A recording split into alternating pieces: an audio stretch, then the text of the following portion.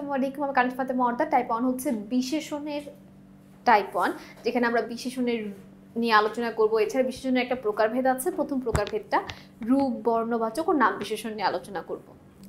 তো আমাদের প্রথম প্রশ্নটা আমরা একটু দেখে নিচ্ছি।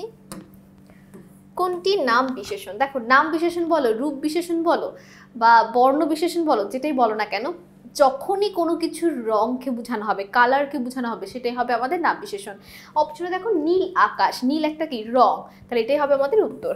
কোনটি রূপবাচক বিশেষণ? নীল, সবুজ, কালো, লাল, সাদা, তাজা, দেশ, রোগা। বুঝাই যাচ্ছে উত্তর কি হবে? নীল, সবুজ, কালো, লাল, সাদা। যখনই কোনো কিছুর রং বোঝাবে সেটাই রূপবাচক হয়ে যাবে। বর্ণবাচক বিশেষণের উদাহরণ কোনটি?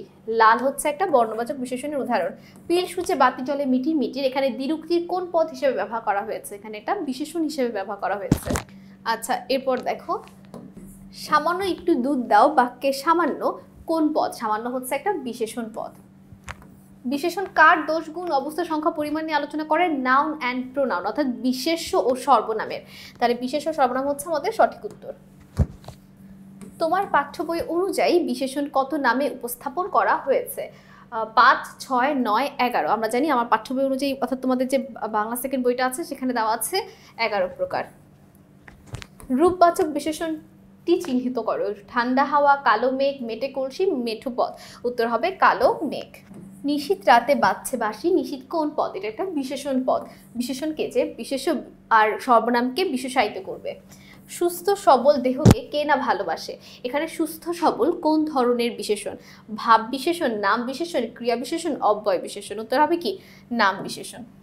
সবুজ মাঠের পর আমাদের গ্রাম। সবুজ মাঠ একটা রং, তার মানে এটা অবশ্যই কি আমাদের বিশেষণ। এই বিশেষণ দিয়ে রং নির্দেশ করা হয়, তাকে বলা হয় বর্ণবাচক। যে বিশেষণ দিয়ে রং নির্দেশ করে সেটাই বর্ণবাচক বিশেষণ। ঠান্ডা পানি বাক্যটিতে ঠান্ডা হলো কি একটা বিশেষণ, এটা হচ্ছে কি একটা গুণ বিশেষণ। ঠান্ডা হাওয়া, পানি, গরম হাওয়া, এগুলো প্রত্যেকটাই গুণের মধ্যে পড়ে। সামান্য একটু ওষুধ মিশাও, এখানে সামান্য কোন পদ? সামান্য অবশ্যই একটা বিশেষণ, ঠিক আছে, কারণ এটা দ্বারা কি দুধটা কতটুকু বা পরিমাণকে বোঝাচ্ছে। আর আমরা জানি বিশেষ্য এবং বিশেষণের দোষ, গুণ, অবস্থা, সংখ্যা, পরিমাণকে নির্দেশ করে বিশেষণ।